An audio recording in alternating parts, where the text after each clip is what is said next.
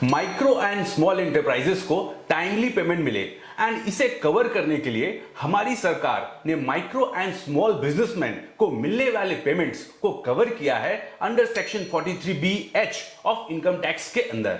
Hello friends, welcome to our channel reorient.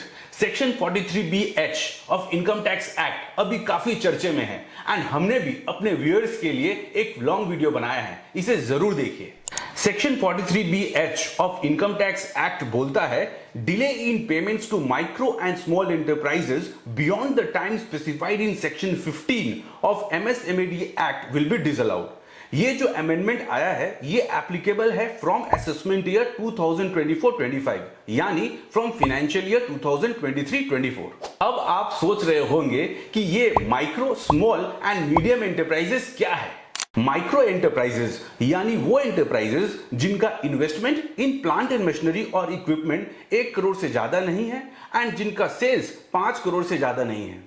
Small enterprises यानी वो enterprises जिनका investment in plant and machinery और equipment 10 crore से ज्यादा नहीं है एंड जिनका सेल्स 50 करोड़ से ज्यादा नहीं है। मीडियम एंटरप्राइजेस यानी वो एंटरप्राइजेस जिनका investment in plant and machinery और इक्विपमेंट 50 करोड़ से ज्यादा नहीं है एंड जिनका सेल्स 250 करोड़ से ज्यादा नहीं है। Calculation of investment in plant and machinery और इक्विपमेंट का मतलब है आपने जो लास्ट ईयर अपना इनकम टैक्स रिटर्न फाइल किया है उसमें जो return down value of assets है वो कंसिडर होगा। Similarly in case of sales और टर्नओवर का मतलब है आपने जो लास्ट ईयर अपने इनकम टैक्स रिटर्न में डोमेस्टिक सेल्स किया है वो कंसिडर होगा। ध्यान रहे एक्सपोर्ट सेल्स कंसिडर नहीं होगा। बट याद रहे section 43BH of income tax act is applicable to delay in payments made to micro and small enterprises यानी मीडियम एंटरप्राइजेस को सेक्शन 43BH का बेनिफिट नहीं मिलेगा।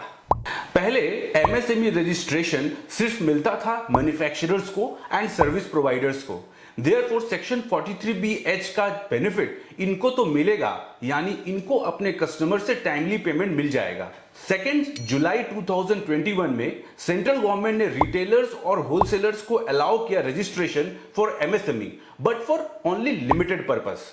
It is specifically stated that the benefit to traders MSME shall be restricted for priority sector lending. As per section 15 of MSMED Act, micro and small enterprises को 45 days के अंदर payment मिल जाना चाहिए अगर कोई एग्रीमेंट है तो।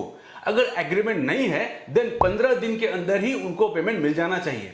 अगर सपोज कोई एग्रीमेंट 60 डेज का कर लेता है तब भी 45 डेज माना जाएगा for payments made to micro and small enterprises. अब आपके मन में सवाल आ रहा होगा कि क्या एग्रीमेंट जरूरी है या इनवॉइस पे ही payment terms, good details, invoice date, acceptance of good details etcetera से काम चल जाएगा। यस, इनवॉइस में अगर ये सारे इंफॉर्मेशन है देन अलग से एग्रीमेंट बनाने का जरूरत नहीं है। अब नेक्स्ट क्वेश्चन आता है, is it necessary to take Udyam registration यानी MSME रजिस्ट्रेशन, और क्या हमें अपने कस्टमर्स को इन्फॉर्म करना होगा that I am registered under MSME? Yes, आप अगर MSME रजिस्ट्रेशन लिए हो तभी आपको बेनिफिट मिलेगा। फर्दर आपको अपने कस्टमर्स को इन्फॉर्म करना होगा that you are registered under MSME। अगर आप इन्फॉर्म नहीं करेंगे देन आपको डिले पेमेंट मिल सकता है अपने कस्टमर से एंड इन दैट केस उनको सेक्शन 43BH में डिसअलाउंस भी नहीं होगा। मतलब अगर आप इन्फॉर्म नहीं करेंगे कस्टमर्स को तो आप इसका लाभ नहीं उठा पाएंगे। अगर आप MSME सप्लायर्स से डील करते हैं या फ्यूचर में करेंगे तो मैं आपको बताता हूं किस type of payments is included under this provision. अगर आप अपने MSME सप्लायर्स से लिया हुआ मटेरियल या सर्विस को एक्सपेंस क्लेम कर रहे हैं प्रॉफिट एंड लॉस अकाउंट में देन डिले इन पेमेंट के कारण सेक्शन 43BH अट्रैक्ट हो जाएगा एंड एक्सपेंस डिसअलाउ हो जाएगा।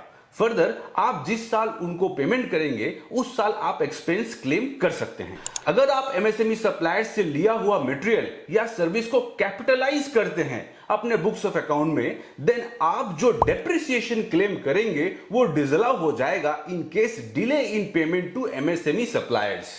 अब आपके मन में सवाल आ रहा होगा कि भले ही MSME सप्लायर को डिले पेमेंट करे बट अगर हम उसे सेम फाइनेंशियल ईयर में पेमेंट कर दे तो क्या होगा। अगर जिस साल आप एमएसएमई से डील किए एंड भले ही उनको 45 दिन के बाद पेमेंट किए हैं बट ईयर के खत्म होने के पहले सप्लायर को पेमेंट कर दिए हैं, देन कोई भी खर्चा डिसअलाउ नहीं होगा। Section 43BH of income tax act hope आपको समझ में आया होगा। अगर किसी को क्वेरी है तो आप हमारे कमेंट बॉक्स में उसे पूछ सकते हैं। इस टाइप के एजुकेशनल कंटेंट देखने के लिए आप हमारे चैनल को फॉलो करें एंड अगर सब्सक्राइब नहीं किया है तो तुरंत सब्सक्राइब कर ले। धन्यवाद।